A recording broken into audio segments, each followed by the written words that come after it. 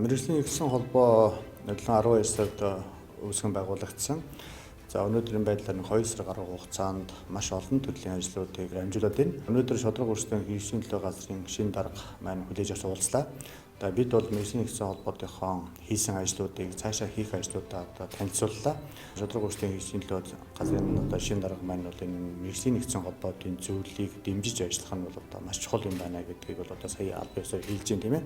Тэгээд цаашдаа ажиллах 2 дугаар удирдлагын хөдөлгөөнүүдийг яарвчлан хийж батлах ёстой байна. Одоо бид эхний ээлжин зөвхөн эхний удирдлагын төлөө баталсан явж байгаа. Ажлын гүйцэтгэл нь бол ерөнхийдөө 50% хүрсэн.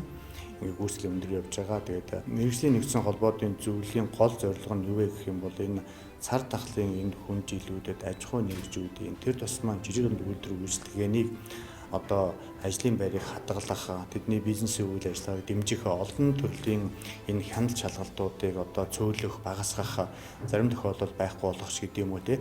Аж ахуй нэгжүүдэд бид нар дэмжиж Монгол хүмүүс ажилдаа орлоготой байна. Улсын маань татвар бүрдэн тийм ээ. Мэдээж энэ чинь эдийн засаг маш их хуваатай холбоотой. Дээр нь сая гаруй хүнийг ажлын байраар хангаж идэг маш чухал салбар учраас энэ салбарыг дэмжих зорилготойгоор мэргэжлийн нэгдсэн холбоотын зөвлөл шодрог өрсөлдөөн бюджетийн газрын дэргэд байгуулагчаад үйл ажиллагаагаа ингээд явуулж байгаамаа. Тэгэхээр энэ бол өөрөө Монгол улсын төлөө, Монгол улсын эдийн засгийн төлөө, цар тахлыг эрсдэл багтаа, хохирол багтаагаа даван гарахын төлөө маш олон мэргэжлийн холбоотууд нэгдээд нэгдсэн байдлаар одоо хуулийн төслөө батлуулах, нэгдсэн байдлаар асуудлаа шийдвэрлэх, нэгдсэн байдлаар одоо гас шийдэл хайх гэдэг юм уу те.